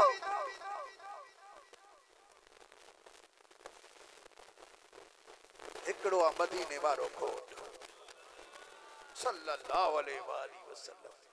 फरमाइंदा ब्या छोड़ वजनी ते छोड़ वजनी कलमा मेडा पढ़ाई मैं वफादार नबी वफा करे साईं उन्हें जी वफादारी में तोखे एडी वडी उम्मीद आ ऐं पंहिंजी खुशी में उनके नाराज करे रहियो आ ढोल वजाए राग रंग करे शरनायूं वजाए कंजर घुराए पंहिंजी शादी में नाच कराए तू पंहिंजे नबी के नाराज करे रहियो आ ही तुझी खुशी आ जॾहिं तू खुशी थो करी तो पंहिंजी खुशी में सब का पहिरां तुझे मथा हक आहे त पंहिंजे अल्लाह पंहिंजे नबी के राज़ी कर ये मसालो आ दीन जो शादी जो मसालो सिखो जेकर न ए फकीर साईं हिकड़ी मु फतवा लिखी एड़ी जंहिंमें 16 सिंध जे आलमन जूं फतवाऊं मूं गॾु कयूं आहिनि 16 सिंध जे आलमन जूं फतवाऊं हजरत किबला साईं सैयद अमीर मोहम्मद शाह अमीनान शरीफ वारा उन्हनि जी भी हिन जे अंदर फतवा आहे हजरत साईं मलकानी घोट रहमतुल्लाह तआला वॾा साईं पोइ साईं जन जा ॿई साहिबज़ादा उन्हनि ॿिन्ही साहिबज़ादनि जो हिन जे अंदर फतवाऊं आहिनि उन्ही खां बाद हिन फतवा जे अंदर मोरे जो मशहूर मारूफ बुजुर्ग उन वक्त जो वडो आलिम काजी मोहम्मद सादिक रहमतुल्लाह तआला अलैह उन जी फतवा है ऐं बियो लाड़ जो मशहूर मारूफ बुजुर्ग वडो फकीह हुओ अली मोहम्मद महेरी रहमतुल्लाह तआला अलैह ऐं टियों हाला शरीफ जो मशहूर मारूफ वडो बुजुर्ग हाजी मोहम्मद हालाई रहमतुल्लाहि ताला अलैह ऐं हिन फतवा जे अंदर हजरत साईं बादशाह मशहूरन शरीफ वारन जी फतवा भी लिखल है। गडो गड अल्लामा मोहम्मद कासिम गढ़ी यासीन वारा ही उहे बुजुर्ग हुआ जॾहिं हिंजो विसाल थियो, हिंजो जनाज़ो तैयार कयो वयो, कफन पारायो वयो, सामू रखियो वयो, जॾहिं सफ़ू लगियूं वयूं, नमाज पढ़ाइण वारे अल्लाह अकबर चयो तो संदन जनाजे मझा अल्लाह अकबर जो आवाज आयो। चारई तकबीरूं पाण हयूं दुनिया बुधो साहिबे तकबीर उन बुजुर्ग खे चयो वींदो जी पंहिंजो जनाज़ो पाण पढ़ियो। उन जी भी हिन अंदर फतवा है। हजरत मखदूम अब्दुल वाहिद सेवस्तानी सेवन शरीफ जा तमाम वडे मां वडा आलिम आ, उन जी फतवा है। मखदूम मोहम्मद हाशिम ठटवी जी फतवा है। दरबेले जे बुजुर्ग मखदूम मोहम्मद जान जी फतवा है। उन का बाद हैदराबाद जे मुफ्ती मोहम्मद खलील बरकाती अलैहि रहमत जी हिन जे अंदर फतवा है। ये खोड़ सारी 16 बुजुर्गन जो फतवाऊं इन किताब जे अंदर मूं तो फतवा लिखी, लेकिन फकीर असगर साहब वरी उन के वरी फोटो कॉपियूं कराए कुछ नंढो करे छपाए छजो आहे। कंहिंखे भी शौक़ आहे तो वह पढ़ो ऐं हैसियत जी खबर पवे तो शादियुनि जे अंदर जेके दुहल दमामा वगैरह वजाया था वञनि, रंग राग कया था वञनि, इन जी हैसियत छा आहे? असां मुसलमान आहियूं, ये असांजो तरीक़ो न आहे। हुजूर करीम सल्लल्लाहु अलैहि वसल्लम पाण शादियूं कयूं, असहाबनि जूं शादियूं करायूं, पंहिंजे न्याणियुनि जूं शादियूं करायूं, अहिड़ो को भी मसालो कोन। उन खां बाद इमामनि शादियूं कयूं, असांजे बुजुर्गनि शादियूं कयूं, लेकिन उन्हनि जे अंदर छा थींदो? मौलूद शरीफ थींदा, मिठे महबूब जी तारीफ़ सना साराह थींदी हुई। त मां इहो अर्ज़ पे कयो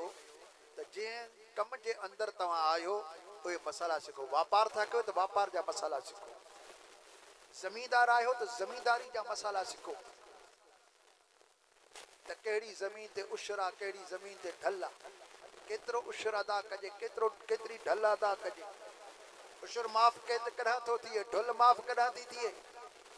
हींअर त कोटवार खे तव्हां 2-3 रुपया ॾेई छॾिया त बसि लिखी छॾींदी आहे गैर आबाद ऐं आबादी तव्हां पाण खणी वञो, माफ़ थी वियो तव्हांजे मथां। शरई मसाला आहे। ज़मींदार आहियो त ज़मींदारी जा मसाला सिखो, नमाज था पढ़ो, नमाज जा मसाला सिखो, रोज़ा था रखो, रोज़े जा मसाला सिखो, उम्रे ते था वञो तो उम्रे जा मसाला सिखो। हाणे कल हमरा आयो जिसे असां उम्रे ते वियासीं 9 ॼणा पाण में, उमरो कीअं कयोसीं? एहराम बधा पिया, काबे करीम जो तवाफ करे पोइ चयोसीं सफ़ा मरवो केर थो करे, थकिजी पिया आहियूं, घर वञी बेजी तेजी कपिड़ा पाए सुम्ही पियासीं।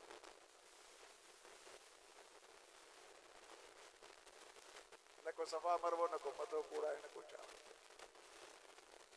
पोइ असांजे माण्हुनि चयो त बाबा ही तव्हां सही कोन कयो, तव्हांखे वरी ॿीहर सफ़ा मरवो करणो पवंदो। पोइ साईं असां वरी ॿीहर उतां वरी एहराम वारा कपिड़ा पाए वरी सफ़ा मरवो कयोसीं, सफ़ा मरवो करे वरी वेझी तेजी कपिड़ा पाए सुम्ही पियासीं। अबा मथो कूड़ायो, न सही मथो त कोन कूड़ायोसीं। अबा हाणे 2 बकरियूं तव्हांखे मके में कोनियूं पवंदियूं, 2 बकरियूं तव्हांखे कोनियूं पवंदियूं। जॾहिं तव्हां उमरो था कयो त उमरे जा अहकाम सिखो न। हेॾी वॾी इबादत करणु भले पार विया आहियो, लखों रुपया ख़र्च कया अथव, हिकिड़ो 50 रुपए जो किताब वठो हा जंहिंजे अंदरि लिखिया पिया आहिनि मसाला उमरे शरीफ़ जा, या कंहिं आलिम वटि थोरी देरि अधु कलाक वेही करे 15 मिंट वेही उमरे जा हुकुम सिखो हा त उमरो कीअं कबो आहे। लाखों रुपया तव्हां ख़र्च कया, एतिरो इंतज़ार कयो, पासपोर्ट ऑफिस में वञी कतारनि ते बीठो, कुर्सियुनि ते वेठो, वरी तरह शनाती कार्ड ठाहिण जे लाइ तव्हांखे एतिरो इंतज़ार करणो पियो। पोइ वरी जेके दलाल सगोरा थींदा आहिनि, इन्हनि जा घणा चकर तव्हांखे करणा पिया हूंदा। पोइ वरी तव्हां सामान वरिता हूंदा, दुकान ते केतिरो वक़्तु तव्हांखे बीहणो पियो हूंदो, पोइ वरी तव्हां एयरपोर्ट ते विया आहियो, कतार में बीठा हूंदव, सामान मोकिलियो हूंदव, पोइ उते कतारूं ॿियूं। पर एतिरी तव्हां तकलीफ़ बर्दाश्त कई। हिकिड़े पाड़े जे के आलिम वटि वञी करे हिकिड़ो मसालो पुछो आहे त साईं असां भले पार था वञूं, उमिरो करणु, उमिरो कबो कीअं, असांखे सेखार। या त हिकिड़ो किताब वठो, तव्हां सिखो। मुंहिंजो मतिलबु ही आहे दीन सिखो। जे फील्ड में आयो, जे कम में आयो, उन जे मुतालिक दीनी मसाला सिखो। अल्लाह सुब्हानहू व तआला शऊर ॾिनो आहे तव्हांखे, अकिल ॾिनो आहे तव्हांखे, समझ ॾिनी आहे तव्हांखे। अल्लाह जा बाना आयो, सुहिणे महबूब जा उम्मती आयो, रब खे बि प्यारा आयो त मदीने वारे घोट खे बि प्यारा आयो। अल्लाह खे प्यारा आयो। अल्लाह पाण फरमायो इन्नल्लाह रऊफुम बिल इबाद, बेशक अल्लाह ताला पंहिंजे बाननि सां तमाम मेहरबान आहे। अल्लाह भी मेहरबान आहे असां सां, मदीने वारा घोट भी असां सां मेहरबान। चओ सुभान अल्लाह। अल्लाह जल्ल जलालहू इरशाद फरमायो लक़द जाअकुम रसूलुम मिन अनफुसिकुम अज़ीज़ुन अलैहि मा अनित्तुम हरीसुन अलैकुम बिल मुमिनीन रऊफुर रहीम। जेको थको ना है वो हथ मथे खड़ी करे सुभान अल्लाह चई। थकल ते मुंहिंजी मयारी ना है, जेको थको ना है सो हथ मथे खड़े। अल्लाह जल्ल जलाल हिकिड़ा देर ना जलसा करायो, गेपा पो वेंदे पियनि, ॿिया सां सुभान अल्लाह बि नाको। अॼु मां सां शायदि 1.5 कलाक वाइज़ ॿुधंदा पिया, 1 कलाक कर पूरा कर वेंदा, भॼ वेंदा। पर अॼु तो मां कचहरी की थी, बाक़ायदे वाइज़ कोन्हे कि तव्हां जीअं वाइज़ करंदा। अॼु तो साल मां कचहरी की थी, अल्लाह से असांजी क़बूल करे कचहरी। आमीन आखो दोस्तो, आमीन आखो। अल्लाह करीम जल्ल जलालहू इरशाद फरमायो बेशक तव्हां वटि मुंहिंजो सुहिणो रसूल अची वियो आहे। कीअं अची वियो? तव्हां जे जाजन मंझां तव्हां जूं सूरतूं वठी करे आयो। अज़ीज़ुन अलैहि मा अनित्तुम, जेका शइ तव्हां खे तकलीफ़ में थी विझे मुंहिंजे सोने महबूब खे अञा बि गरी गुज़रंदी आहे। हरीसुन अलैकुम, तव्हांजी हर भलाई चाहण वारा आहिनि। एतरी भलाई तव्हांजी चाहिनि था, हर नेकी तव्हांजी चाहिनि था, हर भलाई तव्हांजी चाहिनि था। बिल मुमिनीन रऊफुर रहीम, मोमिनन सां रऊफुर रहीम आहिनि, मेहरबान भी आहिनि, रहम करण वारा भी आहिनि। मुंहिंजा दोस्तो अल्लाह सुब्हानहू व तआला 1.25 लख नबी सगोरा मोकिलिया, सभई भला, सभई भलारा, सभई बरकतन वारा, सभई क़यामत जे ॾींहुं पंहिंजनि उम्मतनि जे लाइ शफ़ाअत फरमाईंदा। पर मुंहिंजा दोस्तो असांजे सोने नबी खे असां सभिनी जो शफ़ी बनायो आहे। हिन उम्मत जी त शफ़ाअत कंदा, पर अॼु उम्मत जो भी पाण शफ़ाअतूं पिया फरमाईंदा। भिटई घोट सही अले रहमत इरशाद फरमायो त सरननि जा सोठा सहे वसीलो विलियल लुडे की न लतीफ चवे आडो लाल लखल जिते कोड़े की न कुछल उते पिरी आई पधरो। महबूब करीम सल्लल्लाहु अलैहि वसल्लम जन जाते केर कोन पुछंदो पियो, उते मिठा महबूब सल्लल्लाहु अलैहि वसल्लम अल्लाह ताला जी ज़ात सां ॻाल्हाईंदा, सभिनी जे लाइ सिफारिश पिया फरमाईंदा। सुने लाल लतीफ़ सरकार से फरमायो तो 1.25 पर रंग नराणे को थियो निसोरी हुई जी सो ढल वट संभार सुझे न तंवार धारा सड सजण जे। अल्लाह भी असां ते मेहरबान आ। मदीने वारा घोट जंहिंजा उम्मती आयो उहे साईं भी असां जे मथां मेहरबान। वरी दस्तगीर दस्तगीर जा मुरीद आयो वे सोना गौसुल आज़म भी असा फकीरन जे मथा मेहरबान आयल पान इरशाद फरमाइंदा आयल इन यदी अला मुरीदी कस्समाई अलल अर्द मुंहिंजो हथ मुरीदन जे मथा ईअं हूंदो आहे जीअं आसमान ज़मीन जे मथा हूंदो आहे मुंहिंजा दोस्तो ज़मीन जो को बि टुकड़ो आसमान खां ॿाहिरि न आहे 7 खंड ज़मीन जा हर ज़मीन जे इलाइक़े में टुकड़े में वञ आसमान मथा आहे सोना पीर दस्तगीर भी फरमाइन पिया मुंहिंजो हथ भी पंहिंजे मुरीदन जे मथा आहे मुंहिंजो मुरीद दुनिया जे कहिड़े भी खंड में हुजे लेकिन दस्तगीर जो शफ़क़त वारो हथ मथा आहे हजरत बेटा सरकार सही रहमतुल्लाह तआला अलैह फरमायो त पीर मुंहिंजो बादशाह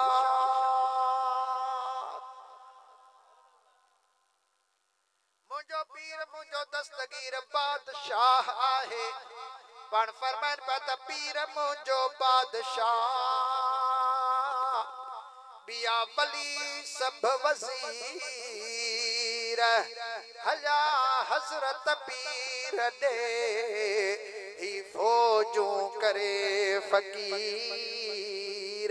सोचो मंझ शरीर सो गम गिलानी काटिए के भी अल्लाह जा वली आयल सुने दस्तगीर जा वजीर आयल सदन कदम कुल वलियन जे कद जे मथा आए पर पीरन जा भी पीर आयल बादशाह जा भी पीर आयल फकीरन जा भी पीर आयल हजरत गौसुल आज़म रज़ी अल्लाह ताला अन्हु जन फरमायो मां ओला में हुजा मुझो मुरीद ओभर में हुजे निंड पियो हुजे सुमन जे हालत में जेकॾहिं जो कपड़ो अवलो सवलो थी वञे सोना दस्तगीर था फरमाइल मां उन्हें के ढके भी छड़ींदो आहियां एतरी फकीरन जे मथा मेहरबानी फरमाए रहा है फकीरो परेशान थियण जी जरूरत ना है बस पंहिंजे अमलन के सुधारण जी जरूरत आ दस्तगीर जा मुरीद आयो मदीने वारे घोट जा उम्मती आयो अल्लाह जा बाना आयो असा के वफादारी ॾेखारणी आ उन्हीं जा असा बाकायदे वफादार आयो न त हो करम नवाजी करण वारा आयल मेहरबान आयल करम नवाजी फरमाईंदा जाते सबई छॾे वींदा उते ही असा के या मदद करण वारा है मुझा दोस्तों इहो ही सबब है हजरत भिटाई सरकार साई रहमतुल्लाह ताला अलैह गौसुल आज़म के सद कया त मीरा शाह मदद थी थकिनी बेवे नोट तो मीरा शाह मदद थी अची ओ खियबेर लिल्लाह लक लतीफ चवे भर पाजी दे पेर तो औलाद अली शेर कर का माड़ मुरीद दे सोना तो मौला अली मुश्किल कुशा जो बचड़ो आ हबीबन करीम जो बचड़ो आ सोना असा जे मथा भी करम नवाजी फरमा असा जे मथा भी मेहरबानी फरमा अकीदो ही हुजे असा जा सद अल्लाह ओसी ताई पहुंचाए रयो आ ऐ अल्लाह जल जलालो सोने दस्तगीर के बुधण जी ताकत अता फरमाई आहे ऐ अल्लाह जे हुक्म साण मदद करे रहा है वो न की हराम न की शिरक न की बिदत आए जायज आए छो जो अल्लाह जे हवाले असा कम करे छजो आहे सद अल्लाह करीम जल जलालो दस्तगीर जी दरबार में पहुंचाए थो उनके रब करीम बुधण जी ताकत भी दिनी आहे ऐ मदद करण जी भी ताकत अता फरमाई आ जो अल्लाह सुब्हानहु व तआला इरशाद फरमायो कुंतु समअहुल लज़ी यसमअु बि व बसरुहुल लज़ी व बसरहुल लज़ी युबसिरु बि।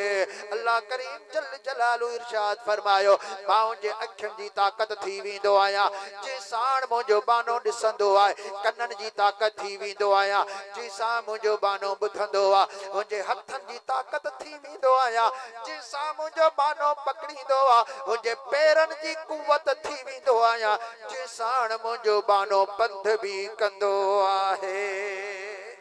ॿियनि लफ़्ज़नि में मां ईअं चवां अल्लाह तबारक व तआला उन्हनि जे कन पंहिंजे दोस्तनि जे कननि में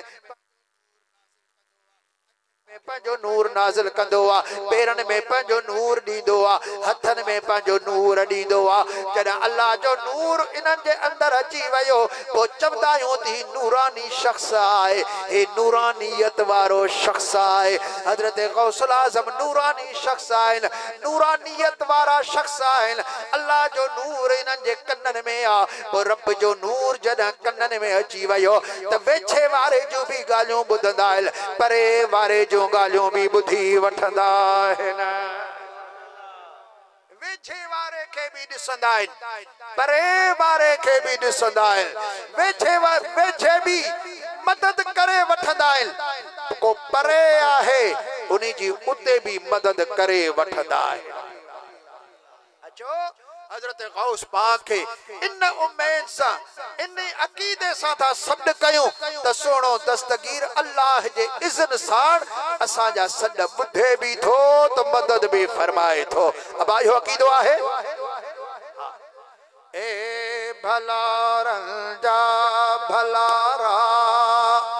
गौसी आज़म दस्तगीर ए भलारन जा भलारा गौसी आज़म दस्तगीर बेसहारन जा सहारा गौसी आज़म दस्तगीर ओ बेसहारन जा सहारा गौसे आज़म दस्तगीर शम्स तुझे फैज़ जे रोशन कया अर्दो समा शम्स तुझे फैज़ जे रोशन कया अर्दो समा हर तरफ तुझा इनारा गौसी आज़म दस्तगीर हर तरफ तुझा इनारा गौसी आज़म दस्तगीर बेसहारन जा सहारा गौसे आज़म दस्तगीर ओ बेसहारन जा सहारा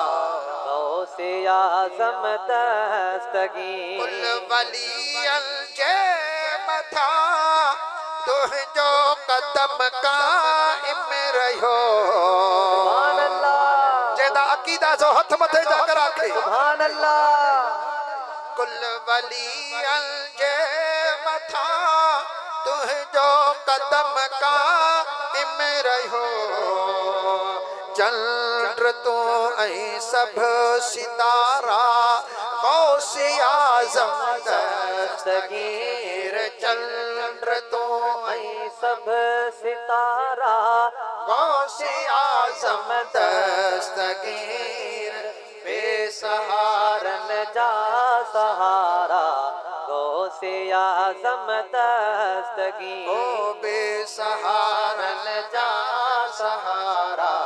गौसे आज़म दस्तगीर हुक्म तुझो हाकिमा हर शे मथा हर दम हले हुक्म तुझो हाकिमा हर शे मथा हर दम हले था निमल सब नाम यारा गौसी आज़म दस्तगीर था निमल सब नाम यारा गौसे आज़म दस्तगीर बेसहारन जा सहारा गौसे गौसे आजम दस्तगीर। अण खोड़ भेरे तुसा गुमा दिवाएन हुन मैना कभी अख वेंदे हलो इंशाअल्लाह ताला दस्तगीर दी मदद थी सी असादे बेड़े पार थी वेसन। ए भला रंगा भलारा गौसे आजम दस्तगीर। ए भला जा भलारा गौसे आजम दस्तगीर। बेसहारन जा सहारा गौसे आजम दस्तगीर। ओ बेसहारन जा सहारा गौसे आजम दस्तगीर। खल्क जो तो खैर खा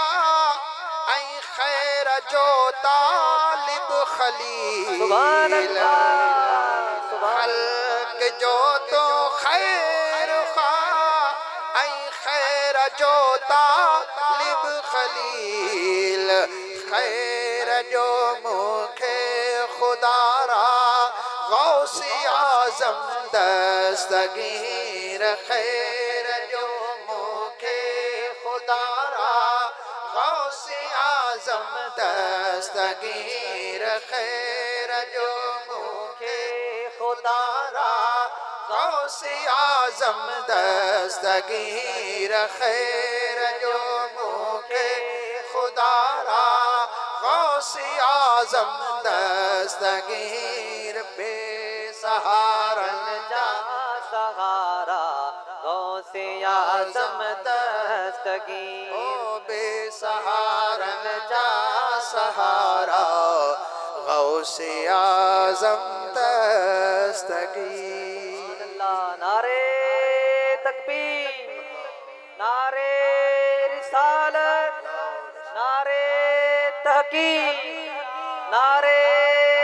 हैदरी नारे पीर दरबारे आलिया विहड़ शरीफ किबला से मुफ्ती खलील अहमद जान। अल्लाह से सबने को आबाद करे सी सबने को रब करीम शाद रखे सी। असा सब सोने दस्तगीर दे मुरीद से अब आज जेके साईं दे मुरीद न हथ मथे चावत में देखा हुन अर्ज़े में दा गाल को समझावे समझण दी गाल पा करेंदा वे। असा सब हथ मथे चा आख्या असा सब दस्तगीर दे मुरीद से पर गाल बुधो एक कच्चे मुरीद बे पक्के मुरीद।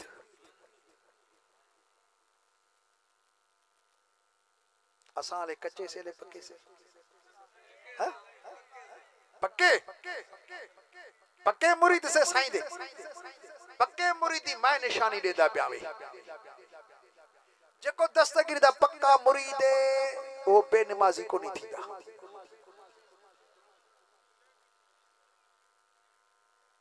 ए पक्के मुरीदी निशानी है।